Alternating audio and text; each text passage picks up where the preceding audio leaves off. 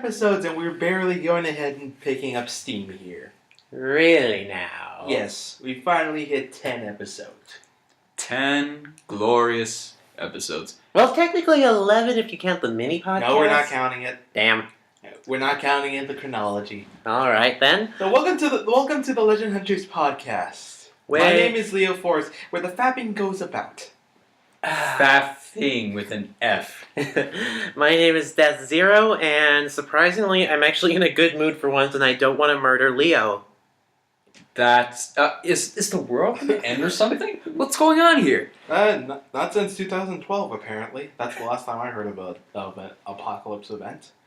Yeah, I don't think the Mayans predicted the end of the world. Didn't they find like a second calendar or something? No, it was just the end of their calendar. That's what it was. Yeah. No, but I mean after that they found another calendar that continued the cycle. Let's not provide more material for the frickin' conspiracy theorists. So, introduce yourself. Alright, well, I'm the eponymous Legend Hunter. Singular. Yes. The man who fears the stage 4-4 from Super Mario Brothers.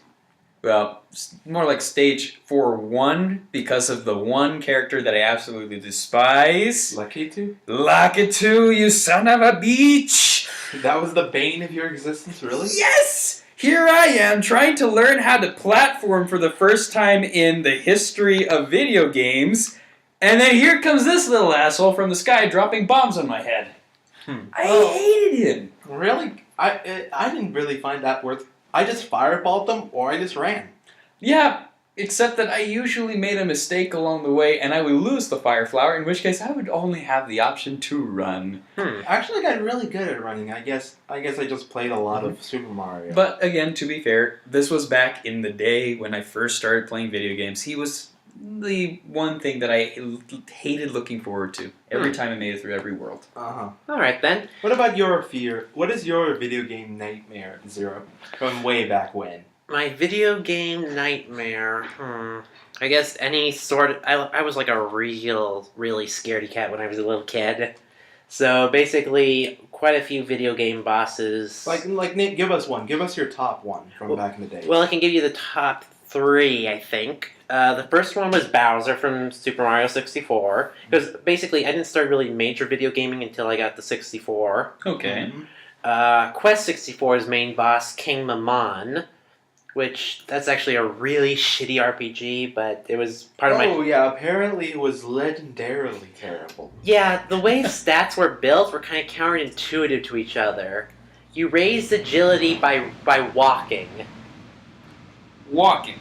You raised your defense by getting hit. Bullshit. You raised your magic by attacking with your magic. You raised your attack by attacking with your staff. Doesn't this sound like freaking Skyrim? Well, the second part sounds good, and that's how it works. The other parts sound ridiculous. Well, the first part sounds like Oblivion. In Oblivion, you actually, in order to raise your acrobatic skill, you actually have to run and jump around a lot, and it keeps track of it. That slowly builds that skill. Actually, this is Bethesda. So why? By the way, so why was it terrible? Because basically, the way it worked was kind of counterintuitive to it. Because basically, it was really hard to level up. Just leveling up so you could get like the elements for more spells. Basically, when you filled up a certain meter, you would actually be able to get an element. And basically what you had to do was you had to specialize between one of the 4 elements. The max you could get was like 75 elements worth, and there was 4 elements. And the best spell for each was in 50. So it would take you... There was 75 you could get through level up, there was about like 25 that you could get through the field. Okay. So, and the thing is, you have to get water. Have to get water. Because it's the one with the healing spell. So, either run through the game without your white magic, or no, don't run through the game without your white magic. Okay. You can't. You can't run through the game without the white magic, because the attacks will kill you. Also, the attacks have really shitty aiming. And also, water is the worst element. Because water pillar sucks. My dad and I played that together, and he could tell you that water pillar sucked. Because he played most of that game for me. So it wasn't even a game that you wanted to play yourself. You had to get someone else to play it for you. Actually, yeah, and Dad was also the one who beat Bowser for me because I was always scared. Especially the third one. There was a boss, the first boss in Cold Shadow for the PC that I hated playing. Oh, the giant spider? The giant bone spider, yeah. With a duck face, no less. Like an actual duck face, not like the modern duck face. You mean like a Looney Tunes duck face? Yeah, like a Daffy Duck skull Ugh. on the front of this bone spider. And every time you shot at it, bones would explode off of it. So yeah, a Disney game that actually was pretty hardcore. Yeah, it actually was very difficult. Even now, I can barely get up to the 5th level where you're underwater in the ghost ship. And I'm just gonna say the second level and learning how to teleport. Oh yeah, the teleport. As a 7-year-old gamer learning to video game and not trying to break the keyboard, that was one of the most infuriating things I ever had to do. Oh yeah, and for me, I had the PC version. I had the PC version too. Yeah, but the PCs back then, the PC I was using was Windows 98. So was I. Oh dear God. So you can imagine, you're just trying to trawl your way through this game, And then it's crash.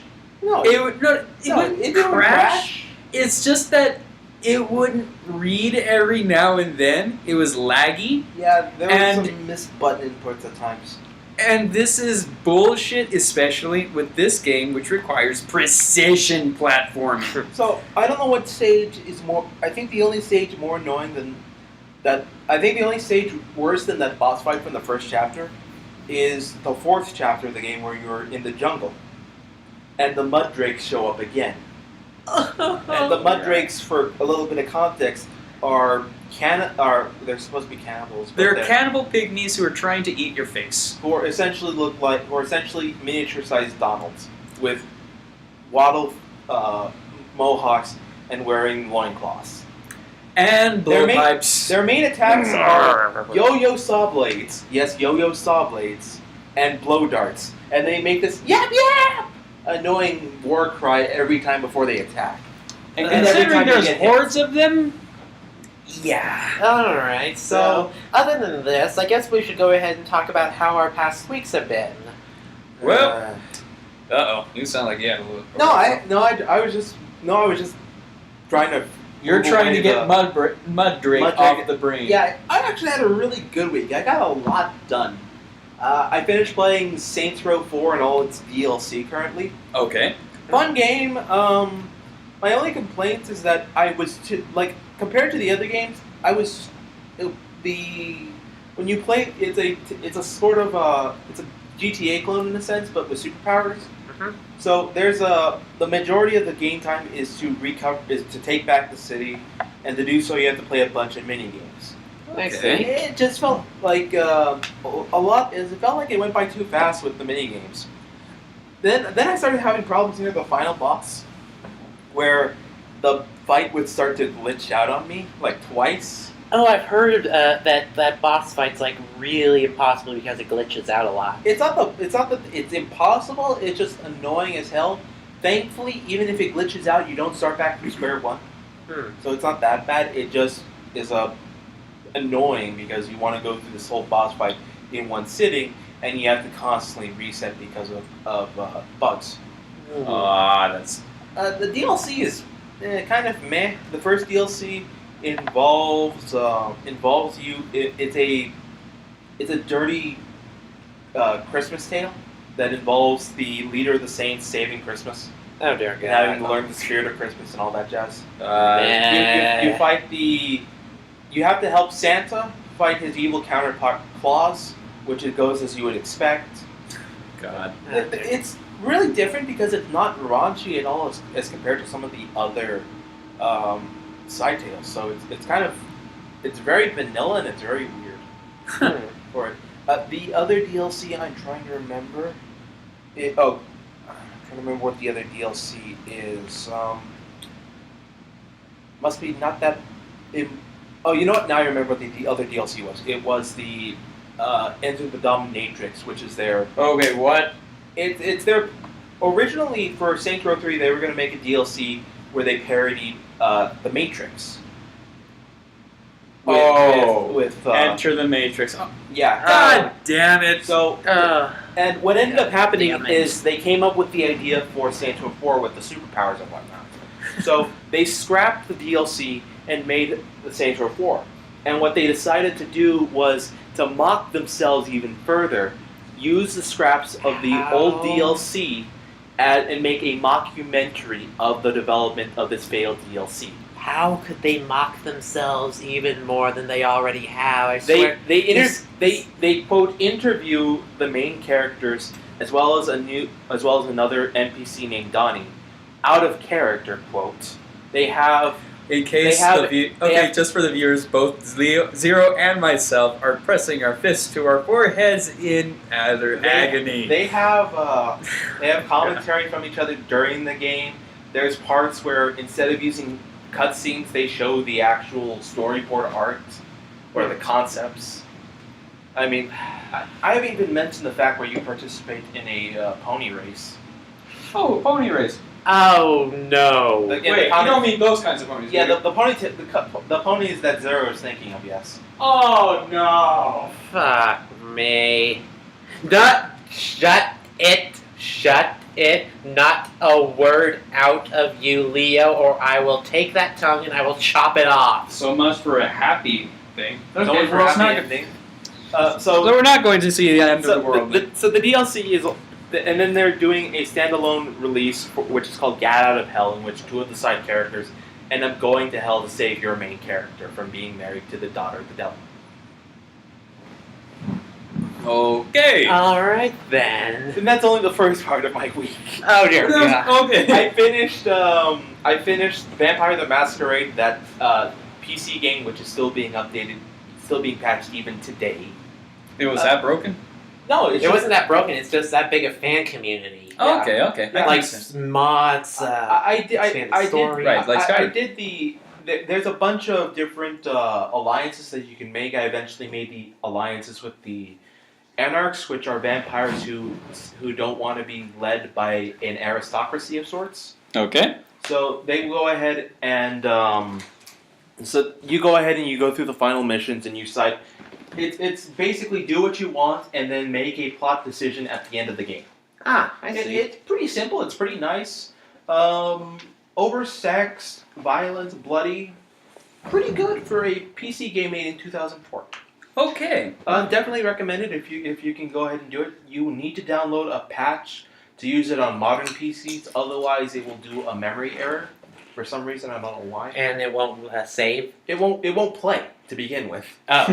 But once that's done, there aren't any mods for it outside of the patches, but it's pretty simple and it's really good actually. So it will take a little bit of finagling, but it's definitely worth the sweat. Alright. The other game that I finished up was Miles Edgeworth Investigations. Oh, how'd you enjoy that one? It was really good. I can see why people say that it's weaker compared to the classic Phoenix Wright games. The big plus that it has over it for me is that you have a cravat. No, is that you can actually walk around. Yeah, that's the Phoenix true. Wright, or when you do investigations in the classic Phoenix Wright games, it's a point-and-click adventure. You actually have to walk around and go point and click at things. Yeah. It's a little detail that I actually enjoy. Mm-hmm. Okay. The other thing is there's a couple of different mechanics in how Miles operates. He has these logic moments where you have to connect two strings of non-vital information that will help impress the plot. Okay, so this was one joke that I kept hearing about Phoenix Wright and Edgeworth. Okay, so Phoenix Wright always has these assistants who have they have superpowers, psychic things. Yeah. Edgeworth's power is logic. Well, Yeah. there's technically that too for him.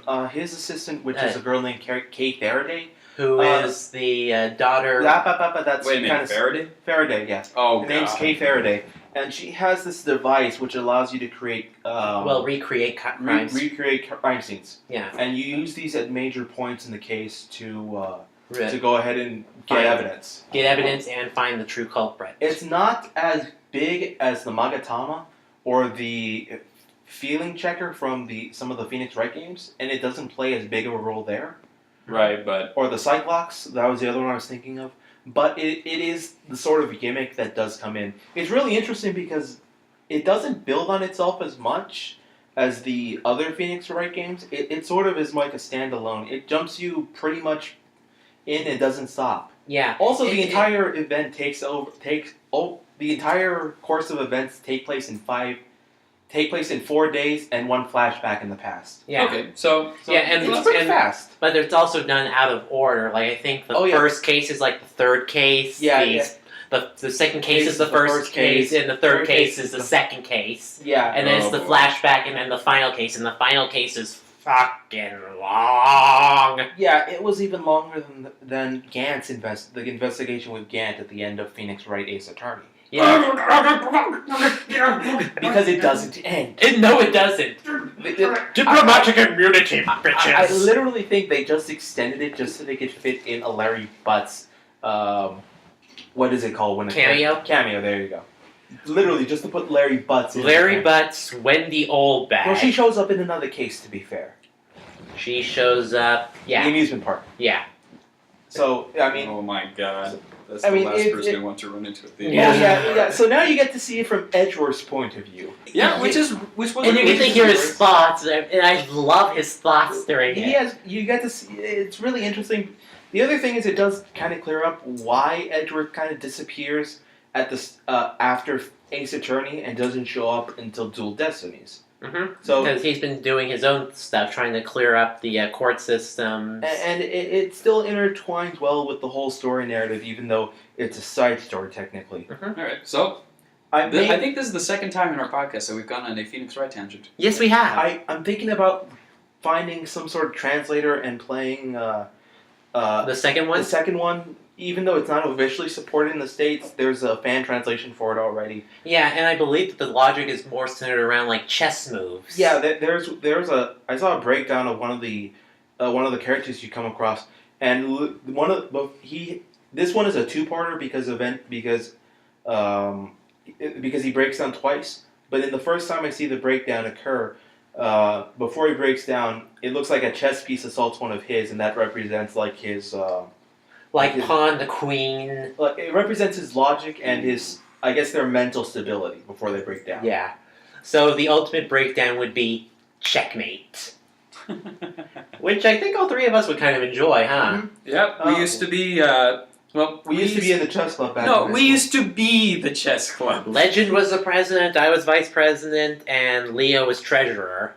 Something like that. Well, but then again, yeah. Yeah, but then there were only the three of us there because there was a kind of falling out at the chess club. Like, no one started showing up. There was... Well, it was because our sponsor had problems, and we had to move to a new location. We had to move 2 sponsors during the time that you guys were at school, so yeah, it was a bit of a bear going ahead and just with the chess club and everything. Yep, with just the three of us running the thing, we didn't even know if the chess club would even survive at the school.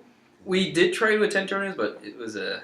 Yeah, and I actually went back to the high school once to see how the chess club was, and actually moved to a portable. Oh yeah, I remember that. And it was only on Tuesdays and Thursdays. Yeah, so they basically ushered it out of the school. Like, we'll keep the little nerds over here for now. Yeah, it was a bear and a half just doing that. Yeah. Oh well. It was. Those were good days and bad days. Otherwise, just preparing for Oros and getting ready for the holiday season. You mean getting hyped for Horus? Good God. Yeah. Horus? I didn't know we were celebrating Egyptian gods. Well, considering we'll be soaring through the heavens on the backs of legends and capturing the gods in our Pokeballs, I don't think we're that far off. Yeah. All right. So how Were is you riding your back? What? You said legends. Well, we are the legend hunters. I am legend singular, damn it. Yeah. So how was your week? Okay, so first off, I started off my week fairly normal. Going into I went drugstores. downtown. I went to go look for a job on the second day of my summer vacation. Don't give us a whole report. Just give us the cliff notes, because I've got a special announcement for mine. First parts of the week, fairly uneventful. Thursday, I got shot at. Say what? What? Then sniffed for drugs. Oh, okay. I know what you're talking about. And I got to watch some of the most entertaining stupidity the dog can ever do. Worse than mine? Your dog is clever. Guy's dumb as a rock. Actually, you have not seen the dogs that I have seen. Have you ever seen a dog forget he was on a leash? And get stuck on people trying to find drugs. He has already gone through the whole motion about 100 times and still cannot understand what is going on. And the best part, okay, so we line up and then the dog is supposed to sniff us for the drugs. And then the dog comes up, goes right past the drug and misses entirely. Goes ahead, does it again, right past the drug, misses entirely. The third time, the trainers actually hold his head up to the drug and go, this is where the drug is. And then the dog goes, oh, okay, I'm going to wait here and wait for my reward. Which goes right over his head, lands in a loud clamor somewhere right about 4 feet away from him, and he still did not notice it. Yeah, that's about as dumb as my dog. I can actually put a pretzel on his head, and he will not even know it's there. And it's just so hilarious. Oh, man. So... But to be fair, the dog was pretty young. We were working with new dogs. Right, and so just dealing with puppies. Yep, and the gunshot was basically to train them to deal with gunshots so they don't freak out. And was it a real bullet, or was it a blank? It was a blank, but I'll tell you this. I don't care how fake they claim those blanks are, they are still real damn loud. That got me going far, far easier than a cup of coffee, I'll tell you that. The approximate decibel noise of a bullet is supposed to be much louder than a jackhammer. Yep, yeah, I can attest to that! Yeah. Firsthand! Yeah, just make sure that it doesn't go off near your head, otherwise you'll be bleeding. It was a good thing I was about 15 feet away. Mm-hmm. Otherwise, that would have been a fun pickle. Yeah. So... And besides that, still playing Dark Souls, but I'm playing on several different files. Just going through and trying out every single mechanic possible. You masochistic bastard. Oh, not quite. Again, I've said it before and I'll say it again. Dark Souls is not hard. It's just that the game designers are trolls. I think if we say this 10 more times, I think Namco's gonna owe us royalties. and again, it's difficult, but it's fair. So if you know what you're doing and you know where everything is, you can go through the game and, hell, I've speedrun my way through and I've gotten from the very beginning of the game to Anne Orlando within 5 hours. Okay, that's impressive. Because me getting to Anne Orlando took me, probably... A week? No, maybe about a week, but yeah. Yeah, it took me about a week. So yeah, Just fuck Blighttown. Yeah, fuck Blighttown. Okay, so that was my week. What about yours? Well, my week has been kind of interesting here and there. Me and Legend played Dark Souls as well. Oh yeah, we're all playing Dark Souls around here. Yeah, well, we're playing like a group. I would if you would pass off the controller. Yeah, technically we're playing a group character. Technically it's my character, but we just pass along the controller, and so far we have defeated... You have defeated. Yeah, we have defeated Nito, we have defeated Seath the Scaleless, and we have defeated the Witch of Izalith, aka the Bed of Chaos. So you know who's left if you've played this game before, Dark Souls veterans. The Four Kings. And they're not as scary, after you showed me the video, they're not as scary as I was expecting. But they're still going to be a pain in the ass. Oh yes! So, other than that... Oh yes! I picked up Bayonetta 2 yesterday. Oh boy, how's that going for you? I beat it! Wait, what? What? Yep. Zero is legendary for speedrunning. Yeah, actually, well, the reason is I played it on easy mode so I can enjoy the story. You still speedrun like crazy, dude. You finished like white in 3 days. Well, no, I had black, you had white. Still, you finished Gen 5 in 3 days. I finished Platinum even faster. Exactly! You have a history of this. Yes, so I played Bayonetta 2, and I can wholeheartedly tell you that it is worth the purchase. Yes, get yourselves a Wii U if you don't already have one. Yeah. Because this fall it's going to be crazy. I'd say it's about with how long it took me. I was playing it from about 6 or 7 in the evening to about midnight last night, and I was playing it up until about 10 this morning. Oh, 8-10 hours. 8 to 10 hour game, really good, really well paced. And he still hasn't found all the secrets yet. Oh no! There are still areas where I haven't gone to, hidden challenge areas that I haven't gone to and beaten yet. And costumes to try on. Of course, but that requires me going through basically the entire game again, getting a whole bunch of halos, aka money, and buying everything. Yeah. It's worth it. There's apparently also a special item that you get for totally maxing out your halos called a platinum ticket, which apparently makes the character Rodon, who is a fallen angel, get his angelic powers back. Huh. Yeah, so I kind of want to get that to see what the heck happens with that, because I have no idea if it's actually story-related, or if it's for the online multiplayer mode, because you can actually play with Rodon in multiplayer. Huh. That's pretty cool. Mm-hmm. But yeah, the plot is really well done. It actually ties well with the original plot line. Which comes packaged with Bayonetta 2. Yes, it does. If you get the physical copy, it comes with a free copy of Bayonetta 1 and has 2 with extra DLC with the Nintendo costumes. Huh. Yeah, I saw your character wearing one of those walking in. Yeah. Bushy tail. Yes, Fox McCloud. No, Foxy McCloud. Yeah, to be honest, Boy. the way Bayonetta acts in this game, it does give me a chuckle. It's not... It's weird. It's on the same almost level as Leo's comedy. And yet it doesn't bother you. It doesn't bother me. I Because like she's a woman? Bayonetta as a character. It's weird. Trust me. This is coming from a guy who has no interest in women, but Bayonetta is a woman that I can appreciate. Fair enough. Yep. And Leo is just giving the biggest Yes. shit-eating grin of all Yes. time. Yes. So, God damn it. so if you haven't seen it already, we posted a video earlier this week.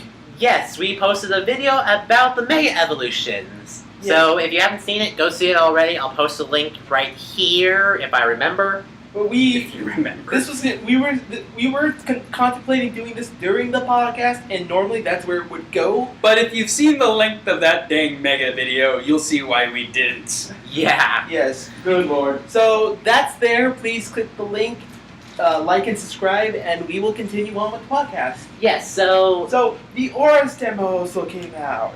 Yes. Hooray! Yep. God damn it. And both Leo and I got it, and I believe Legend is watching videos of it on YouTube. Yep. I wasn't able to get the membership in on time, so I'm going to have to sit this one out. Anyway, so we went ahead and played the demo already. Looks glorious. Has quite a couple of interesting hints in the near future. Yeah. And from what I could... Well, a few things that kind of irk me. No more skates. Well, as far as I can tell, there's no skating. Well, running shoes. I mean, Well, yeah, it's back to the B button. Holding the B button. no, I thought it was just the The directional pad? the circle pad. I have no idea if it is or not. Well, You played it 10 times already and you never checked? I was just holding the B button on instinct. And that, my friends, is Pavlov's training in action. You're not even a psychology major. I don't need to be. anyway, You go ahead and you can get Glalie if Yeah. you go all the way through. God damn it. North America, Europe, and Korea, The UK. and the UK all got Glalie. Japan got Steelix. I don't know, personally, between the two, Glalie seems to be the better choice because Glaciate Explosion is going to be hilarious to run. That's going to be the only way to run this thing. What, like sending it out to die? Yep. Yes. Good lord. I've seen suicide runs before. I've fought suicide runs before. I'd play that. Well, to be fair, if it's an ice type, that explosion is not going to be neutered out by ghosts, so that's going to be entertaining to watch. Yeah. Plus, it's got increased. It's going to be STAB boosted, and it's going to get a 30% boost with Glaciate. which is going to be kind of nasty. No kidding. So it pretty much negates the defense drop that we had back in Gen 4. Isn't the explosion like 250? Yes, Yeah, it is now a Two- hard 250, but back in the day, you used to have the defense of whoever was getting hit by it, Yeah. which is means why- it was effectively at 500. Which is why it was a destiny bond of sorts back in the day. Yeah. Unless you were a ghost type, in which case you laughed like a little bastard. Yeah. So yeah, 250 plus 30 is 280 But anyway, plus 1.5 times 1.5 equals holy fuck, I'm gonna die. But anyway, demo's pretty short. You do a couple of trainer battles. You run around through an unnamed island. You go ahead, you fight 2 admins. You catch the lady. End of demo. Yep. Not quite. Well, Well, you forgot to mention like some of the other little details about it. Oh, For instance, how do you fight the 2 admins, for one? you team up with freaking Steven. Steven Stone, who prior gives you the Mega Stone for your Pokemon Yeah. and allows you to Mega Evolve it and teaches you its signature power move. Yeah. Frenzy Plant, Blast Burn, or Hydro Cannon, depending on which starter. Yep. One of the little things that I did like about this demo, though, is that it didn't just show off like Mega Evolutions and the new system. It also showed off some other little things, such as the way that we're going to be. Just the view. Okay, let me get my the thoughts flight here. cutscene. The flight cutscenes, for one. For another, it also shows us evolution, because you actually get the Pokemon one level away from evolving into its final form. And the trainer battles give you enough experience to bump it to level 36. And if that's not enough, you do get access to, well, the Mega- grass, which also shows you the wild Pokemon battles, As well as a theme. as well as the theme. And of course, we also get those wonderful trainer battles against the Aquas and Magmas. Which feature a glorious cutscene as the battle starts. Yes, as Aquas appears, the Aqua symbol sinks like an anchor, or actually more like a depth charge. Which is basically what we're up against. And then the Magma team explode into the air with a volcanic eruption. And both sounds are just glorious. In addition to the remixed themes. In Yeah. addition to the remix themes, which honestly are extremely faithful to the originals. Mhm. Yes, they are. They removed a lot of the organ sounds, but they preserved the general orchestral feel of each battle with the game. The Yeah. admins also have a lot more character. Before you battle with them, they're bantering with one another over the Pokemon they were supposed to capture. I'm before also- deciding to turn their attention onto you and Steven.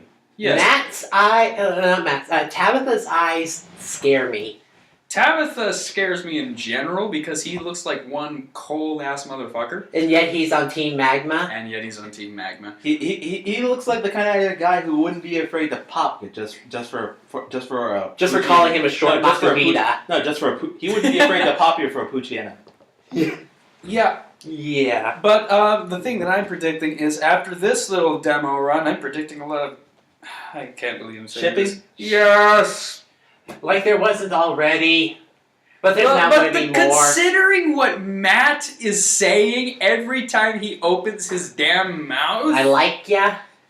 I like the way you think, Hardy. You're giving him a pirate accent. Well, look at them, damn it! They're pirates. Technically, he's wearing a torn wetsuit. Yeah. It was because his muscles were so Also- massive he ripped it off. Also, he's topless, so there's that. And there's that. The only other thing to note Oh is god, that I just pictured Tabitha as a tsundere. Yes, now you see the connotations of why I'm grown. it's a good There thing. you go. It's a good thing I don't read enough yaoi. Anyway, The fact that you've even read some kind of concerns me, man. well, the problem isn't reading it on purpose. It's the fact that many fanfictions disguise themselves as something else, and then they hit you in the face with a... With something unpleasant. With lemon. Yes. No, with sausage. Yes. Exactly. Anyway, the more interesting thing that's from the demo that we were able to ascertain was some dialogue with Steven right before you go capture the Pokemon, in which he unveils his glorious level 46 shiny Metagross that Mega evolves. Yes, and he goes into some really creepy detail about how lovely its white body is. I know you like rocks, but calm the fuck down, No, Steven. not that. The part where he says, "I think you might soon be strong enough to have this Metagross soon." Oh man. Well, technically, they are doing the whole mystery gift with the shiny Metagross. And they did a little while back. Yeah, they are doing the. They're doing that with the release of Oris. Right. Which means that we will all be seeing online everywhere. Shiny Metagross. Yep. Yeah. Speaking of mystery gifts, is there anything else we want to add to the Oris before I move on? Well, there's the Gengar mystery gift that just came out. But No, I meant with Oris. with Oris? No, there's nothing. Because that's what I was going to get into. That the mystery gift for at the time of this recording, come Sunday is going to be the last day for the Gengar mystery gift. And after that day, it's going to be the start of the Diancie giveaway. Yeah, it is. Yes, it is. No, I was going to say the Super Pumpkaboo giveaway, which is going on through the mystery gift online, is still going on. I think it expires at the end of the month, though. Mm-hmm. So Gengar ends at the end of the week, and then Diancie gets started up, and it's going to be up until the release of Oris. And then from Oris, it goes into the shiny, the shiny Beldum, yeah? Yes. And if you transfer Diancie to Oris, you get the Mega Stone for Diancie. I'm assuming there's going to be someone there, like for the Grissetia flower for. Yeah, I'm willing to bet it's going to be at like one of the research labs, or maybe there'll be like a crystal cavern somewhere. No, you know where it's going to. I bet you it's going to be at the Space Center. I bet you. But that's my theory anyway. All right. Okay. So, other than that, what other news do we have? Oh, goody.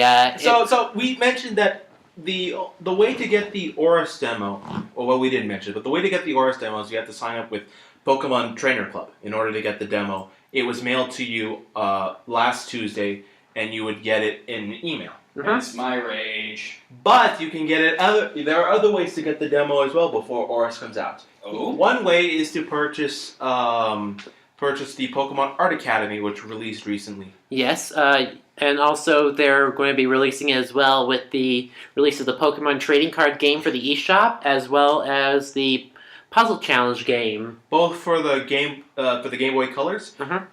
Those I think release November 6th. Maybe I think it's sometime in November. Early November, so you have enough time to go ahead and get it before Oris comes out. Yeah, and don't forget with the demo, if you play it 10 times, you get both a Pokeball set, a Heal Ball set, and a Heart Scale set. Now they still are saying play it every day and you might get something special. I bet you there's still going to be hardcore gamers who are playing it every day just to make sure we're not missing anything. True, but you think Cerebi or Bulbapedia or Smogon would have mentioned something about that? Yeah, there might have been some data mine. I mean, they did data mine it in order to get all the data for the Megas. So odds are, if there was something beyond the 10-game limit, we would probably know. But again, who knows? All right, so good. Moving on, let's go ahead and talk. Let's go ahead and move into miscellaneous news with the douchebag of the week. And boy, are there a lot of them. Oh yeah, and I got one questionable one, but we'll get to that later. All okay, right. So who is our first nominee for douchebag of the week? The asshole who threatened Anita Sarkeesian. Oh, this fucker. All right, details. So Anita Sarkeesian, the famed feminist frequency talk host, was scheduled to give a speech at a university sometime a week, 2 weeks ago. Yes. Yeah, in North Carolina, right? In North Carolina, I believe. That speech was canceled because a student. I'm assuming it was a student anyway, but for all I know, it could have been just some person. Some random asshole. Threatened to go ahead and commit acts of violence if Anita Sarkeesian was allowed to speak. Yeah, he was threatening to shoot up the university. The school officials stated that because of the state's open gun policy, could not do anything to, say, restrict proper concealed carries, and stated that the area was safe as it was, but Anita still decided to cancel the speech after this incident. Yeah, okay. I'm going to go ahead and say that I'm not a super fan of Anita's ideas and stuff like that, but no one needs to be dealing with this sort of shit. Yeah. No one does. Seriously, trolls, shut the fuck up. I mean, get over it. Move on. I disagree with a lot of what she says, not because it's bad, but because that there are some flaws in her logic that I think need to be addressed, and she definitely overlooks quite a few things, but the overall idea is a start. Mm-hmm. And again, I would never agree with the violence upon anyone, even if they deserve it. No, yeah. Even if they deserve it, though. No, I do say that violence is not the answer. Yeah. Never is. But, well, violence over an opinion like that, I would not condone. But, much less over video games and whatnot. I mean, then it becomes silly. Yeah, and while I'm at it, social justice warriors, get some goddamn perspective. Oh, I have a funny story I read on Reddit the other day. Oh joy, what's this crap about? There was a user posting about joining a page called Gamer Girls, which is just supposed to be girls who game, right? Mm-hmm. And the deal is that she wanted to find more female gamers to play with. And it turns out it's just a bunch of male social justice warriors talking BS. Wow. I mean, I'm not surprised, but I'm just saying that's kind of hilarious. That's both hilarious, sad, stupid, and anger-inducing. It's a clusterfuck of emotions. Anyway, that's not an official story, but I feel something burst in my brain. Anyway, that wasn't an official story, but this next one is. Okay. How many of you are familiar with your world history? Well, which part of world history are we talking about? Modern world history, say 20th century to 21st century. I know a few things about certain areas, like in Latin America. This one. Yes, remember dictator Manuel Noriega? Name the country and I'll know it. I think it's Argentina. Okay, so Argentinian dictator, okay? Okay. Yeah. Treyarch used his likeness for one of their video games, I think, as an antagonist at some point. They're the guys who do the Call of Duty games, right? Yes, they are. Okay, so Call of Duty uses this dictator in their game. The dictator finds out when his grandchildren are tasked to shoot up their grandfather. Oh! and then the grandfather's response is somewhat of outrage as he starts demanding royalties. Oh, God! In response, Treyarch remarked that they were using Manuel Noriega's image not as a real figure, like say a celebrity, but as a historical figure, like say George Washington. And therefore, he has no. And therefore, royalties. it's not royalties. It's considered public domain. So that's why people can get away with using Obama's likeness in comedy because he's a public figure, right? And because that's considered a part of free speech. You can't censor, and two, you cannot profit from it because you're a public figure. Yeah. So no need to worry about that Obama snow joke I made in our Ice Type video. Hopefully, unless someone gets really butthurt. But other than that, well, there are trolls. It is Halloween, gentlemen. So I opened up with that little question about our classic horrors, but let's move on to our more recent one. And which were the yes, FNAF. FNAF. Five Nights at Freddy's. By the way, the sequel's coming out. Oh, joy! And there are 8 robots. We were having fun with just 4 of them. Five. Technically, There are you're forgetting 5. Goldie. There's 5. Okay, So yeah, it's basically like the old robots and their new model versions. And basically, in this area, there's no doors. There's no doors. What? What you gotta do is put on a Freddy hat or something to protect yourself. Well, the good news is you won't need power for that. But the problem is you can't see shit out of it. That's bad. Yeah. So you can only wear it when the guys are like right in front of you. Like Bonnie will be like right in your face. Oh, God. So put on the helmet, he goes away. Also, Then you have to take it off and start looking at, okay, oh fuck, Foxy's coming. And Foxy, lunges at you. He doesn't just pop out like that. No. You can do that, yeah. No, he does that noise as well, but he lunges at you, and it's fucking creepy. And it's also available for iOS. Also available. Oh. So, you can play it on your iPhone or tablet. Oh boy. Your pants has never been this easy. Yeah. I wonder if it's listed under the health apps as a Constipation aid. Yes. Well, I know where I'm going to be playing this game then. Right on the shitter. Oh, Where I can get rid of we it. resorted to toilet jokes. What the fuck? Well, considering we're talking about a game that literally scares the crap out of you. It's both a diuretic and a laxative. Oh god. Yeah. So going between holding it all in and letting it all go at once. Oh, what a relief it is. It sounds like stockpile all over again. Anyway, the Mixing reason a little Conker's Bad Fur Day in there.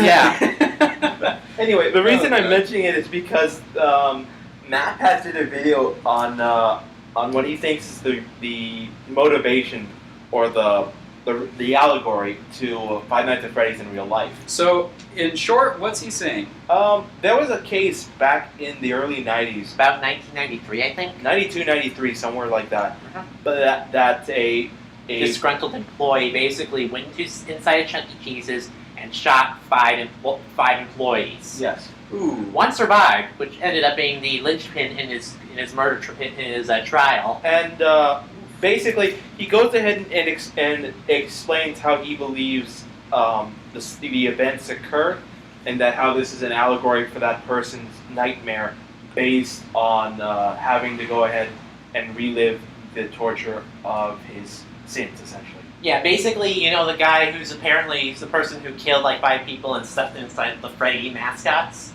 Apparently, Matt Pat's idea for the whole thing is that basically you, the main character, are the killer, and you're stuck. And that everything that's happening to you is a nightmare-induced hallucination. Yeah, as you're sitting on death row. Which is Then that's why you keep coming back. and it explains he goes through the entire game and explains all the correlations between the game and real life, and as well as some of as well as a lot of finer details that you would not believe were there. So it's really detailed. We posted it here. I thought it was fun. Check it out. Yeah, seriously, if you're not subscribed to the Game Theorists, please go and do that. Yeah, What the they hell's are- wrong with they you? are- Well, that's a free Matt Pat plug. Yeah, there we go. Seriously, he should be plugging us in return.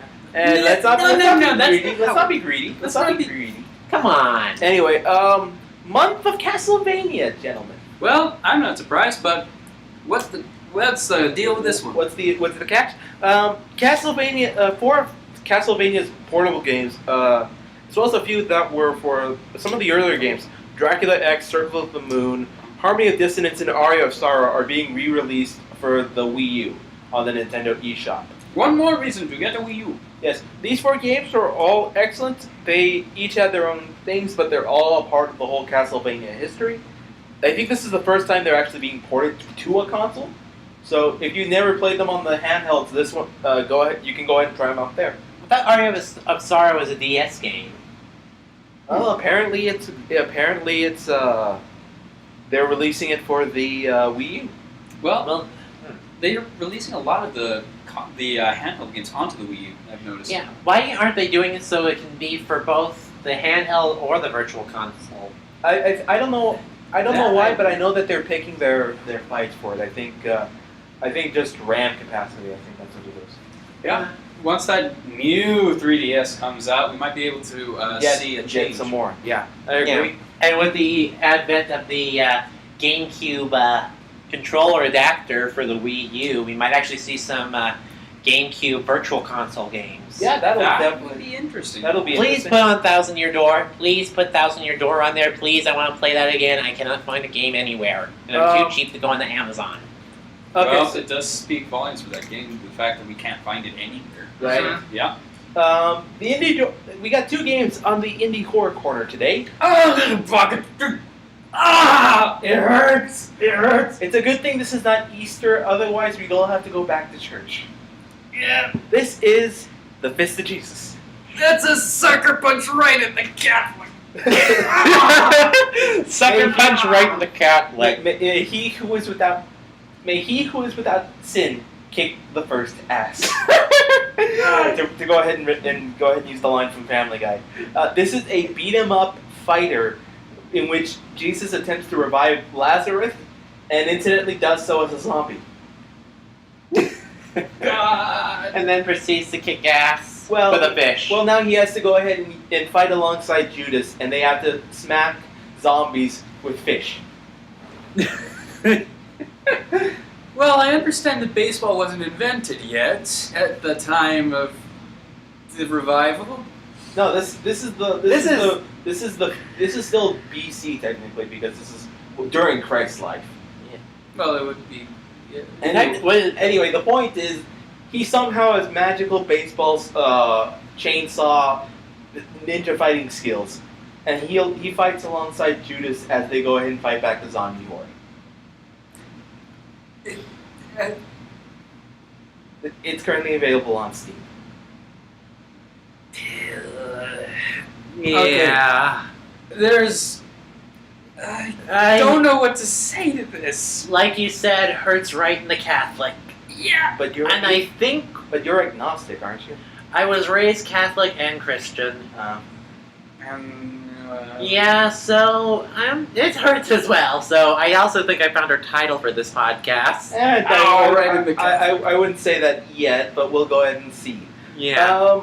The other game on the watch is my uncle from Nintendo. Oh yeah. Or not my uncle per se, but the uncle who works for Nintendo. It's an interactive fiction story in which kids go ahead and go to someone's house whose uncle is supposed to work for Nintendo, and they find out things are not what they see. So it's a horror game. It's a text-based horror game. Yeah, interactive fiction. I haven't played it yet. I'm going to. I'm interested in see what there is. I might have to look it up.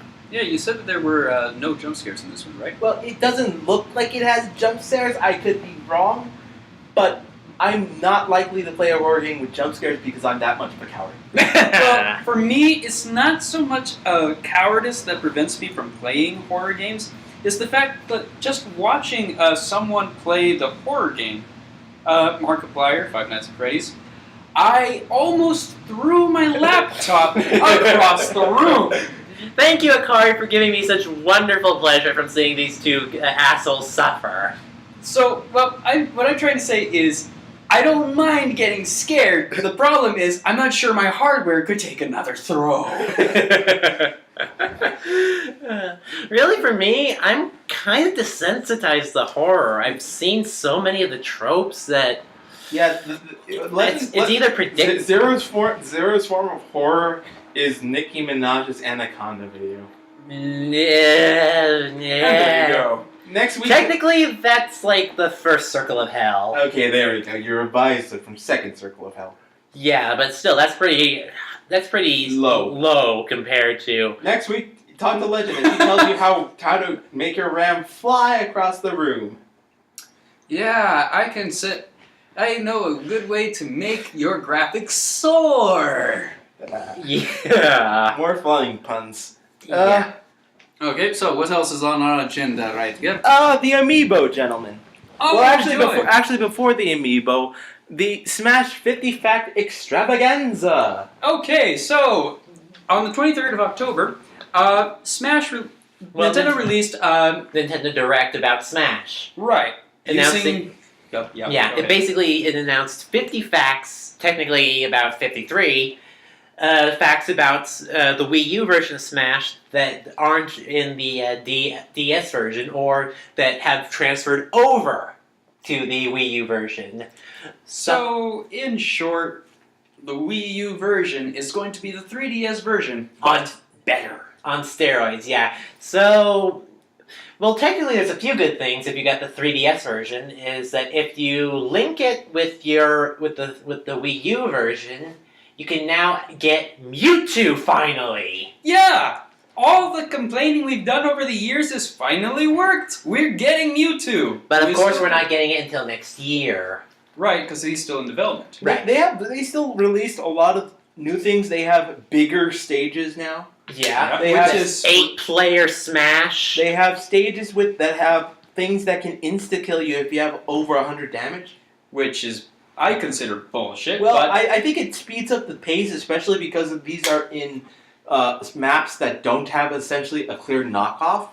Yeah. So this is more like an alternate win condition okay. rather than a mandatory one. And it seems again only in larger maps where ring outs are not possible. All right. Although Okay. also Stage Builder is back, and with the implication with using the gamepad. And the stylus, you can actually design like really in-depth levels, which Include one literally looking like the Wii Fit trainer. yeah. That was in the trailer, guys. Come on. Oh right, yeah. The one where she's taking a pose. Oh, duh. Right. What were you thinking? It's Leo! What do you think we were thinking? You were thinking it before I was. What does that tell you? And the thing It is, you can tells me also that I share need to this. get away from your jokes. You can also share it on Miiverse, so There's also a Miiverse. so expect a lot of stages that look like a bunch of cocks. And then there's the Miiverse stage in which banners featuring cheers and fan art is supposed to be coming up in the background. It's not going to be available at the release date, but it's supposed to be there coming soon. And that is where you're going to see all the cocks. Yeah, they announced a lot of stuff. They also have Smash. It's their version of Smash Run, which is what's it called again? Smash Tour! Smash Tour, which is basically Mario Party and Smash. Now we don't have to switch between the two. Yeah, that was basically our gaming sessions for a while. So now we just have to go ahead and play one game and just play it longer. Yeah. Oh boy. And then kick the crap out of each other and throw the controllers in frustration. Right. There's a lot of hardware flying around in this podcast. Well, figuratively speaking. Yes. Okay, but more news about Smash. If you buy your Wii U from Toys R Us or from Amazon, there is apparently going to be an Amiibo that is going to be included with the purchase. Of course, it doesn't tell you what Amiibo it's going to be, so probably... Yeah, I don't remember reading which one.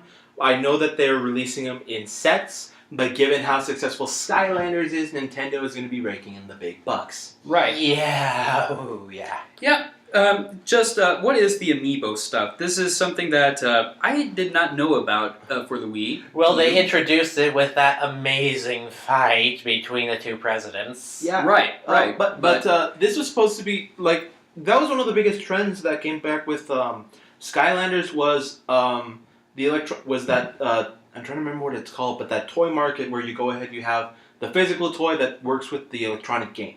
Yeah. Right. And that's what they are basically capitalizing on. So what this is, we've also got bigger details in the 50th Factory Extravaganza. Which we provided a link to it, so you can take a look for yourself. It's actually, what it is that it's supposed to be either, it's a CPU, it's a custom CPU that you can train and level, kind of like Pokemon. Right. So you have your little figurine, like say Mario. Okay, so you have your figure of Mario, and you're very good at Mario, and you take this figurine over to your friend's house to play Smash. Mhm. And there, your figurine will, every now and then, Level up. It also goes ahead and grabs equipment for you, and can be given equipment to improve its own stats. Mhm. And gets further and further customized until it is an invincible fighting machine. Well, I wouldn't say invincible because then that would be scary. But I'm But it's pretty more sure like a highly specialized version of Mario. it would be a higher grade CPU. Yeah. And these figure players when they're put into Smash can be read as customized CPU allies, or have them fight each other. Yeah. Have them fight each other. Go, Pikachu! I choose you! Rival trainer sent out Marth. It's super effective. Oh god dang it. That's going to be kind of interesting. And I'm really wondering what else they could do with Amiibo, but I guess we'll see that in the future. Well, Yes. why not exactly what I was talking about? Mhm. Pokemon. Well, yeah. Oh, Pokemon? Yes. I mean, they do have that. They have somewhat of a capability for that for Skylanders, so it's technically possible. The True. only problem is Pokemon's list. Yeah, there's It's seven. a gold mine. There's a gold one. over 700, and I'm willing to bet in the next 1 or 2 years we're going to have another 100, 150 more. And then you see like a bunch of Burmy figurines like lying on the floor, not even on the rack of the Toys R Us lot, but on the floor. Forget freaking. What would you say? Burmy? Burmy? No, Masquerade figures just being burned in the back of a Toys R Us. Thanks for reminding me. I still have a game I need to burn to the cinders. Which one? Final Fantasy and the 4 Heroes of Light. Yeah. Let's save that for the 4th of July fireworks. Yeah, we can go ahead and do that. Lastly, let's go ahead and just. We did Ravenloft this past week. Yeah, in a long while. We finally got around to the GM session, and this session, There will be rats. Radical Rats. Oh, so many rats. No, they didn't have boomerangs. They were still annoying. So, anyone remember where exactly we left off? Well, I can remember where we started. I remember that we were going into, we were heading into the forest following a group of gypsies known as the Vistani. Oh, right. Right, we started traveling with the Vistani caravan. And every now and then, something keeps eating our packs and leaving slime. I remember that your moon priest with the damn rabbit ears and mask was quite put off by this. They stole Zero? my sweets. There will be blood. Well, I wasn't aware that your pacifistic priest was. Well, never mind. You I never put pacifism on my character. Oh, okay, then there you go. Okay. I can fire moonbeams and I can fire ice spears. So, we eventually found out what was absconding his sweets and almost ate a hole through my saddle. Bilbo Baggins' evil twin. Yeah, literally called the Bandit King. This little halfling decides to go ahead and shake us down for all of our money. All our worldly possessions. Yeah. Yes. So we decided to do the one logical thing heroes would do in this case. Kick the crap out of them. Well, actually, what happened was I failed an impulsiveness rolls. Yeah. So whether or not we were actually going to negotiate with the dude, Just flew out the window with flew out the window. with our Legends character Alice saying "fuck it" and going charge. Yeah, well, I didn't rush into battle. I kind of just decided, okay, I'm going to go ahead and just set up a tornado to try and block their arrows. Yeah. That did nothing. Yeah. Way to waste your FP, man. And then again, I also created a force of nature that impressed the local Vistani and also scared off a few of the bandits, so... That's true. Tornado for the win. No, I was the one who speared the... Well, it turned out he was the rodent. Yeah. Yeah, it turned out the little fat Oh, and bastard was... we should also forget that this game was also a day of crits as well. Yeah.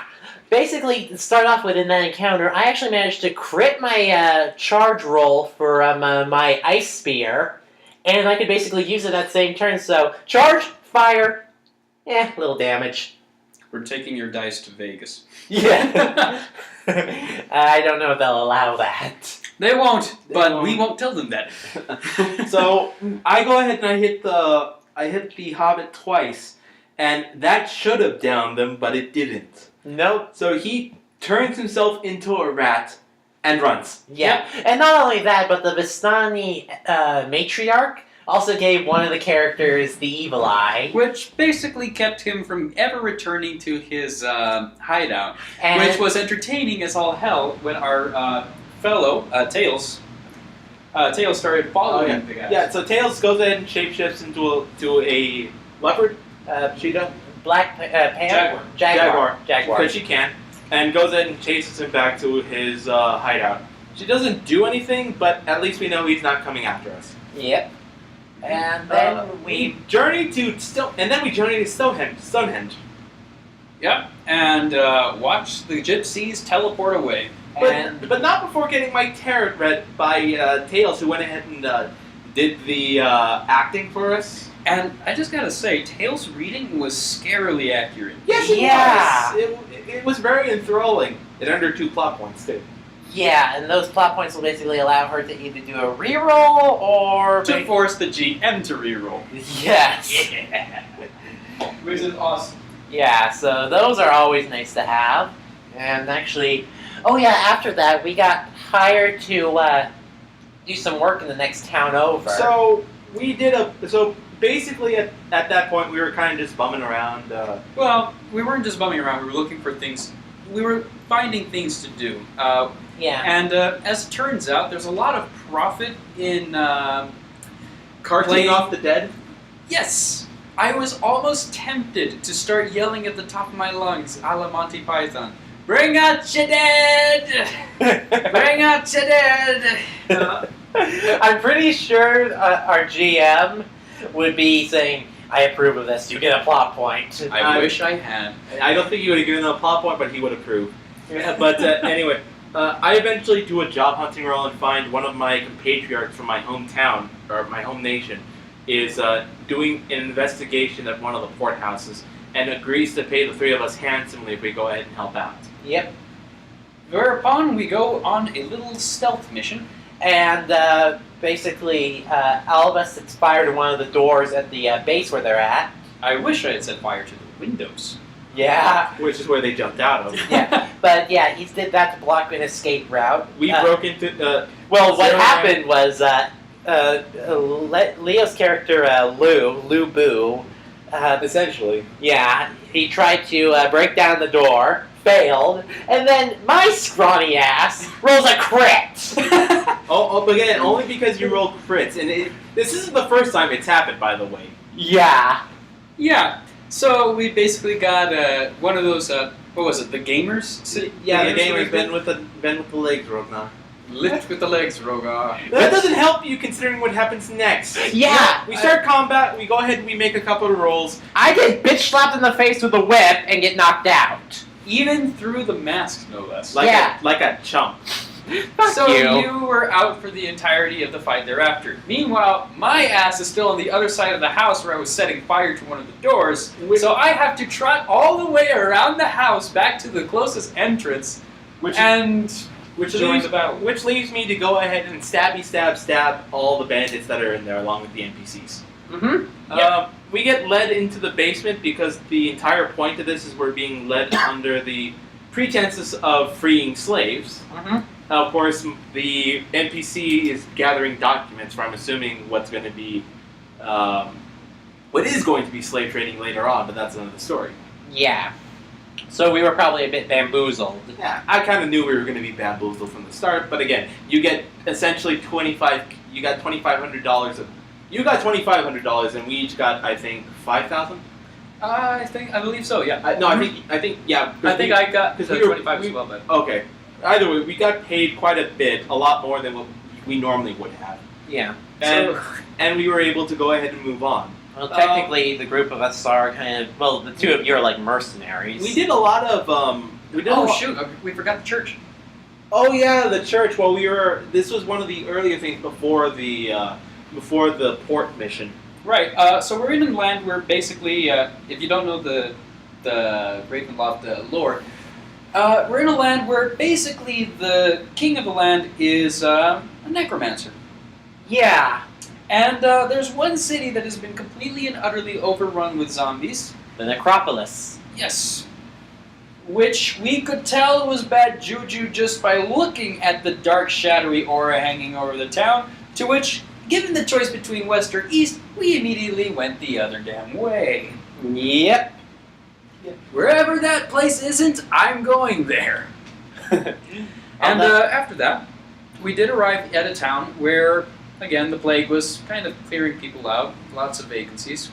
That's where you were moving the bodies. Yeah, that's the first place I was moving the bodies. Mm-hmm. And they were also attending sermons to the local religion, which is basically focused on not like bringing salvation to the people of the land, but reassuring the people that with their power they can keep the dead where they belong, in the ground, and not on your face trying to rip it off. Yeah, basically, it's run by an evangelicist who sounds like that crazy old lady in apartment 2B that's always saying there's no more room in hell. Yeah. Yeah, that's basically what she's saying. That's basically what the guy was preaching about. Yep. And the three of the Tails, Leo's character, and Zero's character were all there attending the sermon. And getting thoroughly creeped the fuck out. Yes. I was already creeped the fuck out, so I had my character go ahead and take a little stroll around the back. Which turned out to be just as creepy. Which turned out to be just as creepy, but fairly fun, and I was glad I did it. Because the GM was not only not expecting me to do so, we love throwing the GM off, by the way. We always do it. And we always do. But we also got to see a little cutscene where a shadowy figure enters a dark and spooky door using a creepy, creepy key. And then disappears without a trace. Because I did decide, okay, I'm going to follow him. He was gone. And after exploring around a little bit, I find a cute little basket of adorable kittens. And their owner. Who is also a cat lady. Well, more specifically, she's a cat lady who is actually part cat. We did run into were-tigers before, and This one appeared to be the same. This one appeared to be the same. Which makes me wonder, were the kittens her illegitimate child? I don't think so. I think the problem... No, Fuck you. Well, the thing was, she was extremely, extremely protective of these kittens, which is Exactly. why Leo was saying. But I doubt that's the case because of one thing, and that is the plague. Remember that we tried to stop the plague from getting worse, and as a result, they were dating to kill all the cats and dogs in the city. Well, the idea must have spread, so any signs of cats or dogs would be eliminated. Right, but wouldn't that be furthered if that they happen to be this lady's own kin? If they were her own kin, Then it would be even furthered as such. Yeah, So it would be furrier. Yes. How low, and how are you today? Furry bad, thank you. Oh god, as a furry, I'm really hating your furry puns. Yes, they are furry bad, aren't they? Are we going to have to be biting the tail on this one? Yeah, it looks like he's about to go rabid on us. Or feral. Oh, hey, that's the first green pillow since we've had all day. Okay. So we go ahead and put the muzzle on this guy. The last thing that we did a lot of minor things, basically getting equipment, role playing stuff. There wasn't a lot of combat this round, except for the time that we were supposedly freeing the slaves And the bandit holdup. and the bandit holdup. The last thing we ended on was my character who received a fortune telling from the Vistani, saying that he was going to find an artifact of great power, reads about a gem that's being auctioned off in a nearby town. Which basically will be the start of where we go from there on. Right. So And that should be extremely fun. it was an interesting session. A bit slow, but it was good. It was a bit slow, I won't deny that. We did supplement it with a bunch of Cards Against Humanity. Which was fun. joy! That was the first time we played that together. You were skeptical about it, and then you were having fun. Yeah. Well, I knew that it was going to be fun, but I was, again... I believe Skeptical that I'm about going it. to go to hell for some of the things that I put down in 1 for. As a small example, one of the black cards, which is the question that you have to answer, was how did you lose your virginity? I believe I had to answer that. I had to place that card down. Yes, and I had to place that one down too. yes, and I believe the one that I answered with was the true meaning of Christmas. And I couldn't say anything after Yeah, that. and if you're wondering the way the score went, I won 2 matches, and both Leo and Legend both won a match as well. Yeah. The house did not win, I believe. No, it did not win. We did Tails and the GM. Nope.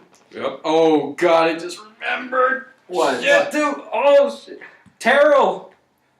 Oh, Terrell. Oh yeah, that. Oh god, there's one more thing from Ravenloft that just made us go, what the fuck? I think we actually tried to block it out of our minds. Yeah. You did block it out of your Well, mind. technically, this happened while we were having lunch, so yeah. Yeah. So go ahead and tell them. I'm surprised we Okay. didn't lose our lunch from that. Okay, so Terrell, I went ahead and switched out the characters a while back to Alba from my one-armed badass, who regrew an arm somehow.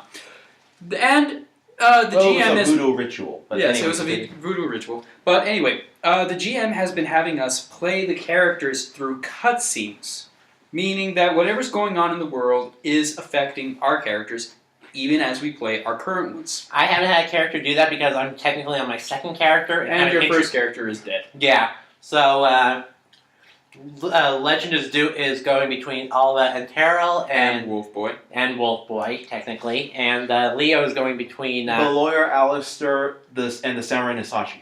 yeah. Yes. But anyway, so this cutscene comes up for Legend. Yes, and it was nothing like we expected. A little while back in the previous session, the cutscene had shown my character face down in the muck, surrounded by dead bodies, because you do not backstab the head honcho of the mafia. You do not double-cross the... I didn't backstab anyone. You do not double-cross the brain. You definitely do not double-cross the brain, as the GM was saying. Mm-hmm. Afterwards, apparently, the plague caught up to me. Which was... It just got even worse from there. You summon your demon sword. Which was not on me at the time that I was lying face down in the muck surrounded by dead bodies. Which is So why it you probably have went summons. flying through the air a la boomerang and started chopping heads off. Well, actually, I think it was traveling via person to person. So whoever was holding onto it, it would probably take over, cut some limbs off, and then continue on person to person until it reached me. Yeah. Which was one reason why I was trying not to lose the sword, because it would be a bloodbath trying to get it back. But at this point, Terrell is kind of down on his luck in the worst ways possible. Plague-ridden, dying. Yes, the sword comes up to me and starts talking, which it rarely does. Which And is rarely this directly. Which is automatically a bad sign. Yes. And an automatic dark powers fail at winning the bet. Oh, it gets better. And it notices that I'm dying, and it makes a proposition. Which I kid you not, and I'm going to quote this word for word. The sword says, "I think it's time to have kids." So we figured out what the fucking gender of the blade is. It's a girl. Mazel tov. And I am not going to say what my response to that was to the GM, but things will go down. Let's just say that. Oh, The things will go down. Oh, Yeah. the dark powers checks. Fail. When will he start getting the demonic traits? Oh, I already heard them, don't you know? I think it will be a very interesting meeting when we meet up again. Okay, so is the sword going to be knocked up, or are you going to be knocked up? If there's a male pregnancy thing, I am going to get I am going to Oh, hello, Adea. Yeah. Yeah. Yeah, we're going to be seeing some interesting things happen next session. Let's Yeah. just say Totally. that. So I believe our next session's going to be sometime in November. Yes. What's on the channel, Zero? Oh, well, the creepypasta is almost done. It's about 1/3 of the way completed And in we terms are- of video editing. Okay, so we are going to be on time for our annual Halloween release. Right? Mhm. Right? The second I upload the podcast tomorrow, I'll be finishing it up. And so I should have it done by either Monday or Tuesday, depending on how my schedule is. Okay. So it should be posted up by October 30th, so look forward for that. And let your friends know, especially the people who actually did like our creepypastas. All right, then. And once again, thanks a lot, guys. It really does mean a lot to us, and we Thank enjoy you very reading your much. comments. So this has been Leo Force. This has been Death Zero. And Legend Hunters signing out. Later, guys. Ciao.